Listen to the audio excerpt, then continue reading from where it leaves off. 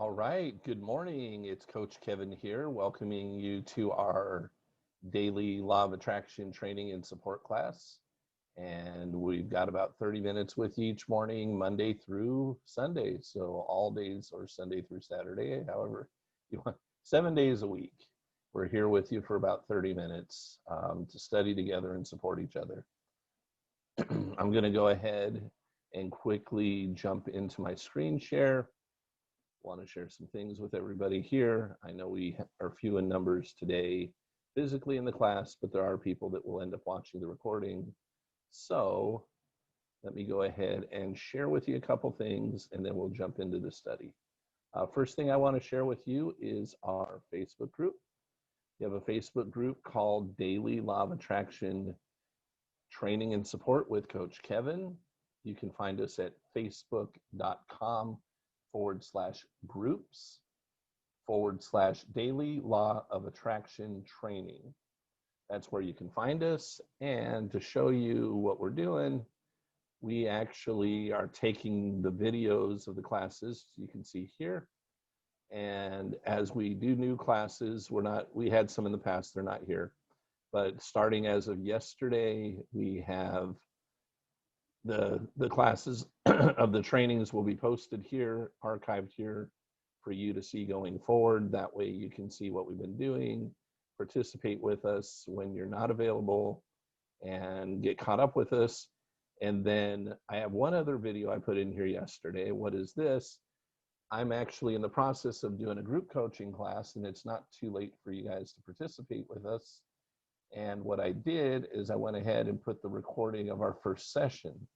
So if you have an interest in joining us, it's not too late.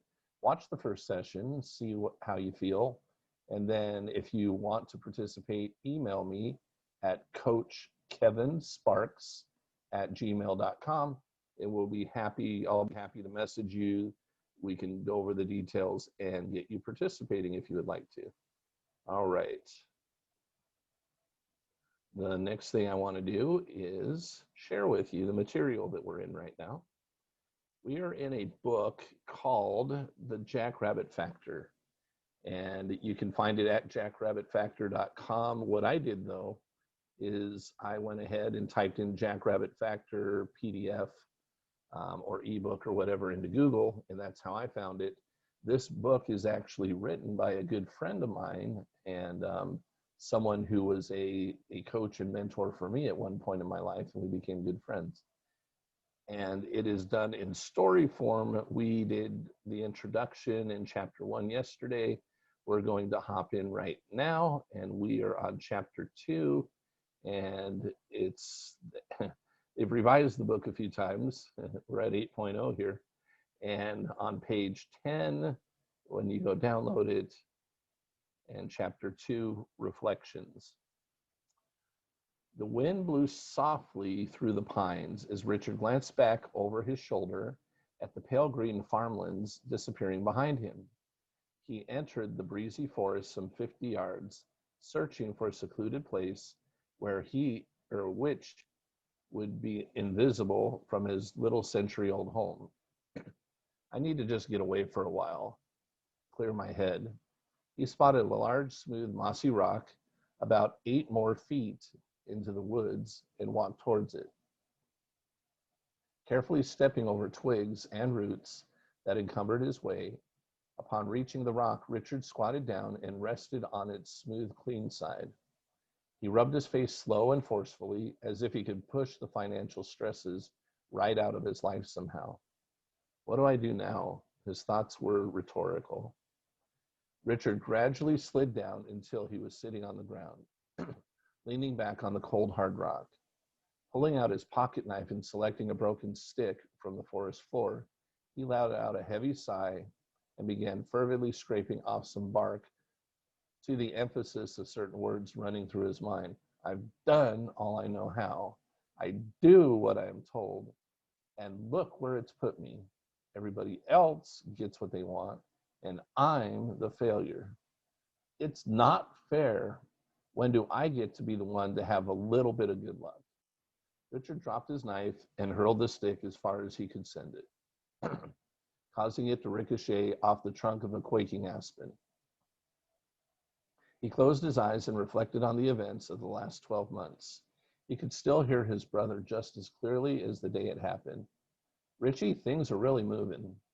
You realize I've already brought in 80 grand just this quarter? The time is right. You could make so much money with us. Buddy, your family needs this. Victor, I know. It's just that I can't imagine talking to people and trying to sell anything, even if it's the greatest thing the world has ever seen. Look, it sells itself. How could you fail? Just do what the winners are doing and you'll win too. It's as simple as that. Richard hesitated, then timidly expressed his perceived inferiority. The winners have something I don't have, Victor. Victor raised his eyebrows lovingly and shook his head. What are you talking about, Richie? You're no different from them. Okay, maybe you could use a shot of self-confidence, but that isn't anything we can't help you with. What do you say? Just think. You start bringing in the kind of money I'm talking about, and you can say sayonara to your mortgage, huh? Victor smiled and nudged Richard with his elbow. Huh, he repeated. I don't know, Vic.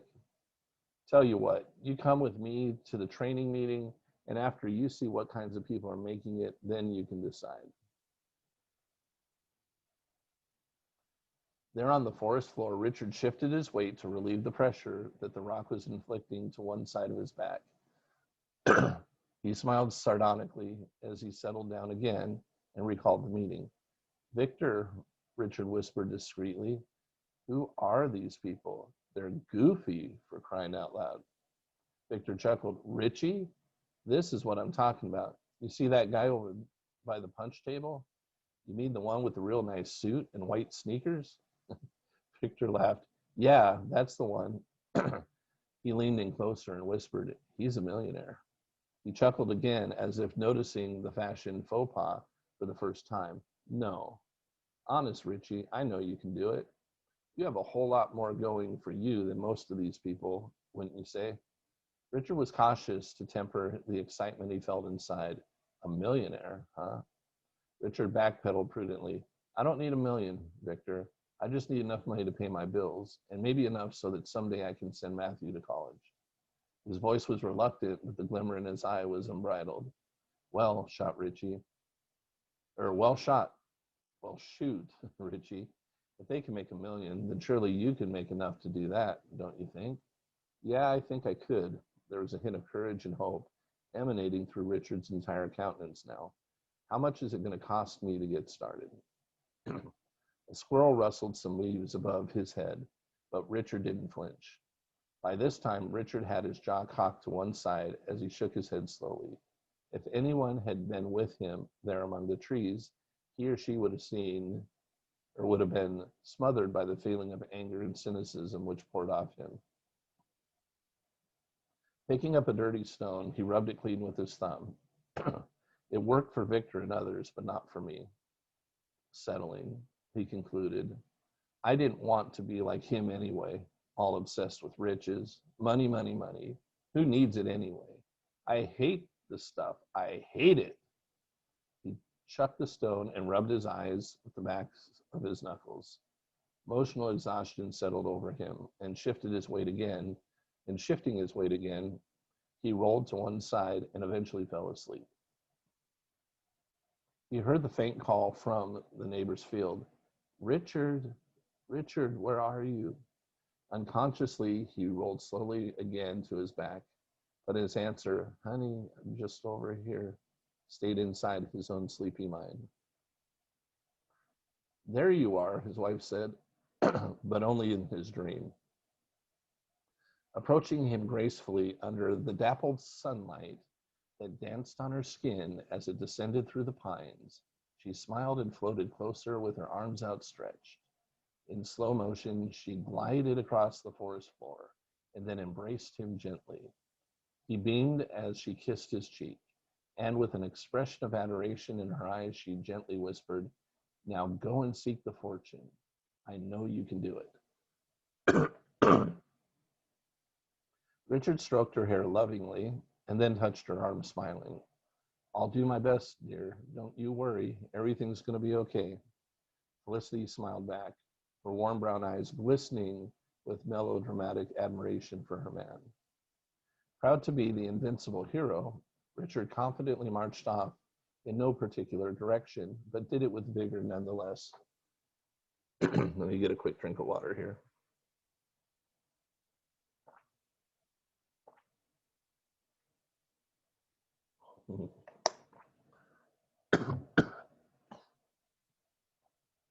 In only, excuse me, in only a few short steps, the forest was gone and a worn out road appeared before his feet. The pavement, which must have had at one time been dark, shiny black color, was now pale and spotted with potholes. Excuse me. Surprised at its sudden appearance, Richard rubbed one of his temples and looked into the distance where the road seemed to be going. This has got to go somewhere important. Looks like a bazillion people have gone this way before. It's all worn out. That many people can't all be wrong. I bet I'll find just what I'm looking for. With that, he stepped onto the old road and began his journey. Richard only walked what seemed to be a few short minutes when he noticed something. Up ahead on the road was a little brown paper bag. Curious, he pressed ahead and picked it up. It wasn't very heavy, and upon opening it, he discovered a time card, just like he'd always used with his job with Wheeler's company. The top of it read, Employment Incorporated.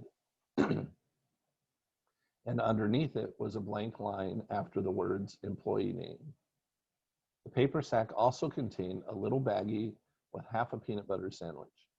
He closed the sack, glanced around, and saw no one. Should he consider this to be the good fortune he was seeking? It was somewhat sustaining, but not enough to meet the family's needs.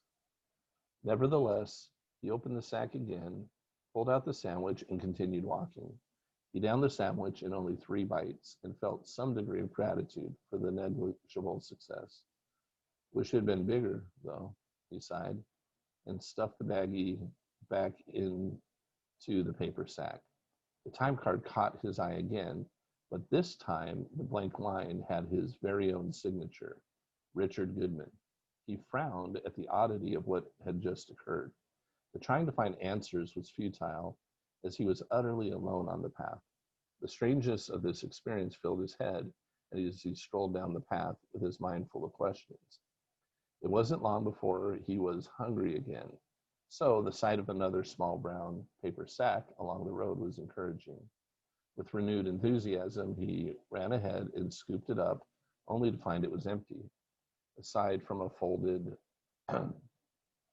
pink slip with Employment Incorporated on the letterhead and one small baggie with crumbs from an already consumed sandwich. He stopped and squinted at the road that lay ahead. He thought he saw another sack. Speeding forward with anticipation, he reached the third paper sack. It was more bulky than the first, actually. He opened it and found another time card with his name on it. And this time, there was an entire peanut butter sandwich. Then something else grabbed his attention. Curious, he searched into the distance along the ill-repaired road. Without shifting his gaze, he reached into the sack and slowly pulled out the sandwich as he continued to stare at the newfound images. A few other men had appeared up the road, walking away from him. He hadn't seen them before and wondered how he could have missed them. As he watched, almost magically, more people began to materialize until there was quite a busy crowd, all traveling in the same direction. There must have been hundreds of them, robotically plodding along and picking up brown paper sacks. Someone bumped him from behind, causing him to drop the sandwich. Richard turned as he heard the person apologize. Oh, pardon me. He was taller than Richard and kept a quick and clumsy pace. In each hand were 2 paper sacks, and a third was tucked under his arm. Before Richard could say a word, the man was gone. He had slipped ahead into the crowd and disappeared. Richard reached down and retrieved the sandwich from the pavement, and then blew on it. He examined it briefly for any serious contaminants and glanced back up at the crowd where the awkward band had disappeared. What am I doing? Suddenly he was conscious of the absurdity of the scene. The road that had seemed so promising, the hope that it would lead to a small fortune to take back to his family, was clearly going to provide just enough to keep him from ever changing his course. He dropped the sack, plopped down, defeated, right in the middle of the crumbling asphalt, and put his head in his hands. Hordes of men now passed on either side of him. Each one was searching for another sack, hoping to find at least half a sandwich. Some carried one sack, many carried two. Occasionally, someone would pass by carrying three. The most frantic of the men were those who didn't have a sack yet, or those who carried a crumpled, empty one with a pink slip peeling out the top. By the way, whoever's off mute, can you go on mute? We'll have question time and answer time in a little bit. But somebody came off. That's you, Rich, by the way. Like, oh, sorry. Without warning, Richard was kicked in the hip by a slick-haired man with wingtip shoes and a crisply pressed, pinstriped, button-down dress shirt. Without apology, the man stumbled on Richard, but regained his footing and continued to race ahead, darting around people and glancing repeatedly at an athletic blond man in sweatpants and a tank top, sprinting nervously next to him. Oh, come on, look out, people. The first man growled at everyone crowding his way. He shot an angry glance at the blond man speeding along at his side and accidentally ran into a curly-headed stranger in a tweed blazer who had been unaware of the approaching fray. Refusing to go down, the slick-haired offender grabbed hold of the curly-head shoulders and thrust him, flabbergasted, into the path of his competitor. Oof! The blond man was hit by the poor curly-haired stranger broadside, and they both tumbled to the ground. Ah! The blond man punched the dusty path with the side of his clenched fist. I told you it's mine. The first man in the wingtip shoes pounced on the coveted brown paper sack, which had apparently been the object of their obsession. Richard was already standing again, having jumped up to avoid any other reckless pedestrians. Then approaching the blonde, Richard extended his hand to help him up, as well as the curly head. The two men dusted themselves off, both slouched down the path, dejected. The stranger for the undeserved abuse he had just received, and the blonde for losing his chance to win the sack. Hey, mister, there's other sacks, you know, Richard called ahead to comfort the man. The blonde stopped dead in his tracks, turned around, and looked sadly into Richard's eyes. Call me Joe Bliss. And no, there really aren't. I've looked for so long. I don't know when I'll ever see another sack. It's been so long since I've had one, don't you see? That sack was the opportunity of a lifetime. The man turned away and scarcely lifted his feet as he disappeared into the crowd. Richard squinted and looked up and down the path, eyeing at least 30 sacks placed sporadically along the road, just waiting to be retrieved. A lot of people seemed to pass them by without even a glance. Why did Richard see them? But Joe, and by the way, his name was Joe Bless, so now he's Joe Bless, but Joe did not. Why was there such rudeness over obtaining the one bag for which the men fought? Such selfishness was so unnecessary. Just then, a well-dressed woman walked by. She seemed to be 30 years old, in Richard's estimation, give or take a couple years. She carried a diaper bag, which hung on one elbow, a bulging laundry bag slung over one shoulder, a squirt bottle of disinfectant clipped to her hip, a purse over her other shoulder, a toddler girl in a backpack, and a puppy under her arm, and a paper sack clutched in one fist. Richard's mouth dropped open at the sight of the woman who lumbered by. He saw her twist an ankle in one of the dusty potholes. She winced but trudged on. She looked tired, and her little girl made brief eye contact with Richard. The babe's eyes held a look of weary longing. Her head was turned to one side with her cheek pressed gently against her mother's back. Blinking slowly, she then closed her eyes and snuggled under the warmth of her mother's back to take a nap. He looked around at each of the men and women. Now he saw many women who flowed along the road where he stood still. He also noticed that, regardless of how many sacks they carried, they never turned around. They were continually pressing forward. He also saw that some women were trying to carry several children on their back, one on each hip, and a sack or two tightly in their hands. But the most heartbreaking of the images he saw were the women who had to put their children down. The mothers were doing all they could, but found it utterly impossible to do it all. He heard one mother tell her little boy, "I'll find you a sandwich and bring it right back. Just wait here for a little bit. I promise I won't be long." The child frowned and reached up to be held by his mother, but she could only take one hand and kiss it, then turned away to find another paper sack. Richard ached at the heartbreak of the little boy as he thought of his own little Matthew.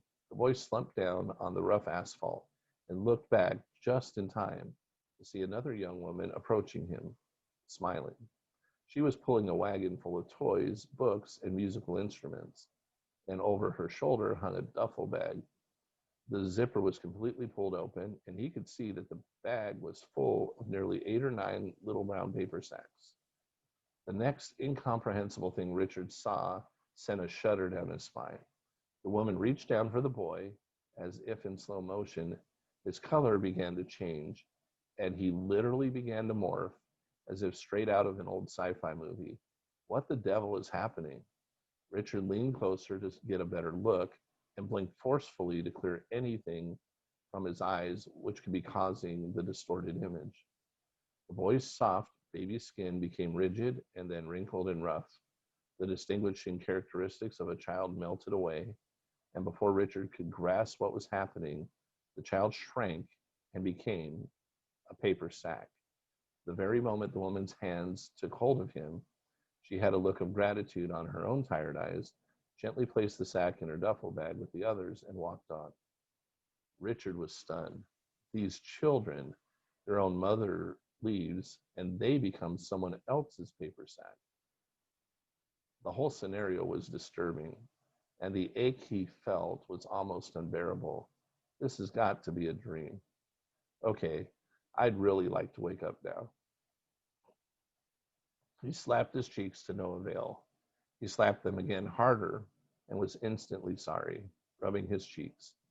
He thought the morphing child was certainly bizarre, but all he deeply cared about was returning to Felicity, and waking himself up wasn't working. His stomach turned as he thought about having to go back to finding another sack. What good will it do? He could see that nobody ever seemed to turn back. How could they? They never found enough in those sacks to ever quit the insanity. And when a man came upon a weighty sack loaded with more than a normal portion of peanut butter, jelly, and bread inside, it only whetted his appetite for more, and he would run quickly in search of another bonanza of sandwiches. This is utterly insane. If I continue like them, I'll never get home. He shook his head and fought back tears, a frustration that welled up in his eyes. Something deep inside told him he was meant for something greater than this. There has to be a better way. He wanted to turn around and reunite with his wife, but he had nothing to bring her. I need to find something enduring, he thought. Richard closed his eyes and tried to create a solution in his mind. It was about the toughest thing he'd ever done, directing his thoughts towards some unknown, unidentified answer. Instinctively, he felt he had some kind of genius idea hidden somewhere within, but his mind was inclined to wander, to think about the images of the people that thronged about him on either side, or to think about what his wife could be doing at that moment, or reflect on the paper sacks and their meager contents. But with each temptation to let his thoughts drift, he consciously forced himself to search hard and deep for a brand new idea, but nothing came to mind. Richard let out a frustrated sigh and opened his eyes. Strangely, he was alone. Did just the mere effort of trying to think differently from the crowd set him apart from the others? In a very literal sense, everyone was gone. This state of affairs was absolutely confusing to Richard until he remembered something his father had said more than once. There is no labor from which most people shrink as they do from that of some sustained and consecutive thought. It is the hardest work in the world. Now, who said that? Oh, yeah, there's a name I could never forget. Wallace Wattles. Wow. Richard laughed to himself. Who was that guy anyway? Richard's mind meandered. Then he thought again about his father's words, and he realized thinking is hard work, isn't it, Dad? I know there's got to be a solution here. I just don't know what I'm looking for. Richard's father had been pretty well off. He was a quiet man, but had built a beautiful life for his family. He seemed to be such an ordinary fellow, but lived the life of a closet millionaire. Not a showy life, but an abundant one, nonetheless. He drove modest but quality cars and had a small home that was furnished elegantly and beautifully kept. He traveled to exotic destinations and returned with interesting gifts from the Orient and Europe. If he hadn't passed away so early, Richard might have been more conscious of what his father was really all about. Victor was 5 years older than Richard and had spent long hours talking with their father, gleaning the wisdom and insight that accompanies a millionaire mentality. Unaware that such a thing existed, Richard was beginning to realize that until now, he hadn't known there was more to know. Richard answered his father out loud. Dad, I don't even know what I'm looking for. What do you want? His father spoke in Richard's mind. Chapter 4, The Fear. See, but we've only got another minute or two for today. So I am going to come off of screen share. And who we got here with us? All right. So the plot thickens. This is definitely a different way of doing things than the previous books that we've been reading. You kind of have to come along, or you definitely got to download the book and read it yourself. But any questions or comments today?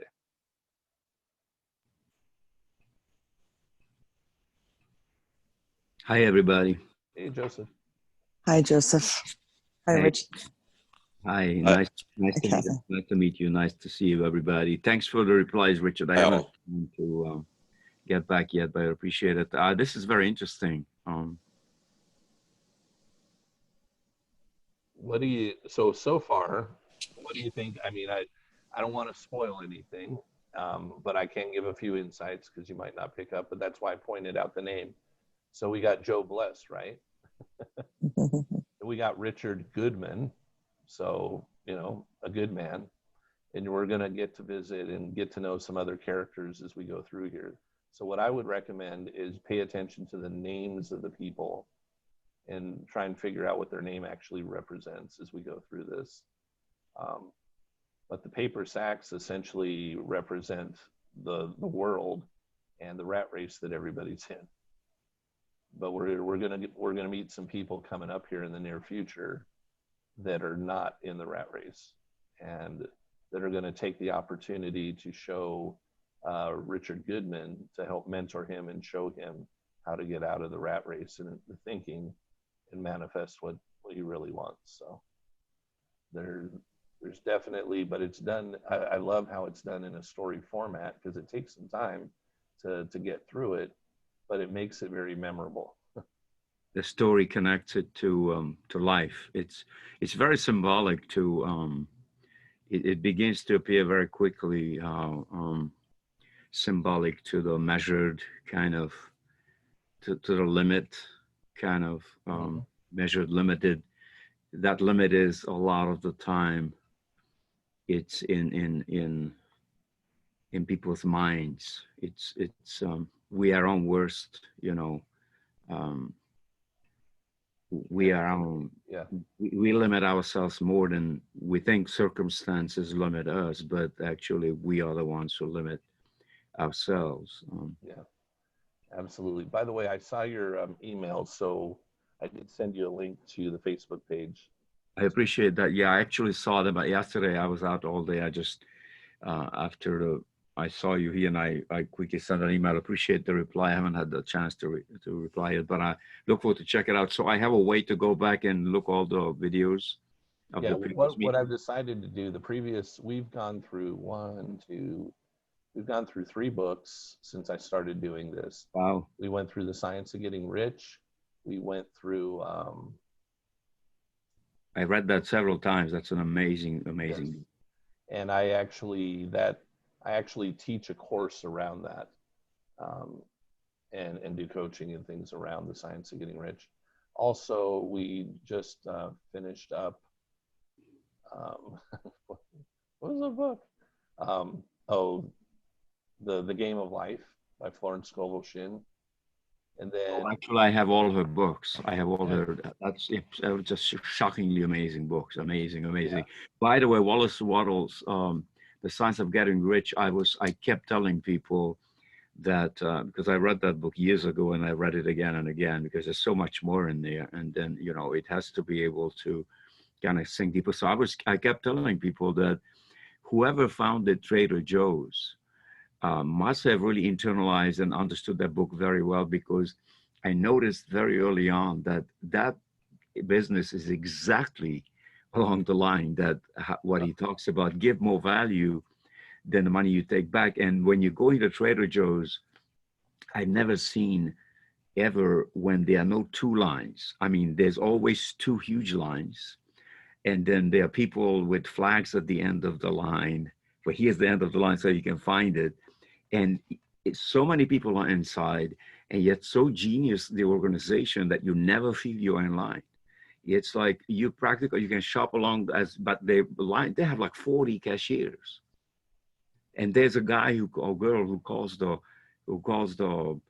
uh, watches from up higher, a little bit higher, to who is available, and then it's so fast that you don't actually feel that you're in line. There's never that type of feeling. So it's such a genius. So I recognized that a while back ago that I said, that's Wallace Wattles what he talks about. That's right. If you want to start any business, give more value than the cash you take for it.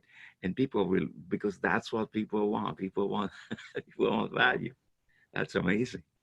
And you can apply it to any business or any idea, and then it's inevitable. Success is inevitable. Yeah, I did that. I went through, so this book that we're reading right now, which quoted Wattles for a moment, that's the person who's the author of that book is a person who back in February 2006, I went through a Science of Getting Rich seminar, and she was trained by Bob Proctor. I've now been trained by Bob Proctor also. He's huge. He's amazing. Yeah. And what happened for me is over the next 4 months of continuing in the study of that, not just the 3-day seminar that I went to, over the next 4 months, I grew. And within 4 months, my income, my next 8 months, I went from $5,000 to $6,000 a month in income to averaging $50,000 a month in income. So the impact for me was obviously huge. And there's a lot in these books, but what I found that I needed to get me there is I interacted with this person. And so a lot of times we don't see our own blind spots. We try and do it on our own, and we don't recognize the need for the help, and we don't usually want to pay for help. We want to figure it out on our own. But I'm glad I paid for the help, because again, that leap was my income 10 times itself, in a matter of 4 months. And what kind of work, if I may ask? What at the time, but it's actually irrelevant. But at the time, it was real estate investing training program. Wow. I was wanting to learn how to invest in real estate and get training, and the program itself offered the students to refer new students.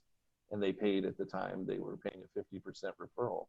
So it cost $18,000 to participate in that real estate investing training. But as I referred people into it, I was paid $9,000. Amazing. So I averaged like I said, my income, I ended up with over $400,000 over the next 8 months making referrals when I had no intention of making referrals. All I wanted to do was actually learn how to invest in real estate, which I did that too. Okay. But I didn't realize I was going to make more money, faster doing the referrals. Over the next 18 months in the real estate, I ended up making about $80,000. So about $500,000 that I earned in a short period of time. But it wasn't the thing I was doing. That's what I have to always tell people is it's not the profession that I'm involved in, the work that I'm doing. It's like Wallace Waddle says, it's doing it in a certain way. I was now doing things in a certain way. That's why I got the results. I've done many other things prior to that without doing it in a certain way, and I wasn't getting the results. And then I've had the opportunity again to be mentored and trained and work together with Bob Proctor and also Robert Kiyosaki and Sharon Lechter. And even those people have coaches for themselves. They go places where they get help and advice and a lot of times pay for it, and they pay a lot more than we do. I mean, for Bob to personally work with me, and when I say personally, even in a group setting, coaching coaches, I ended up investing 30 grand to do that. But when you make hundreds of thousands of dollars as a result, who cares? It's not the amount of money you put into something, it's what is the return you get out of it.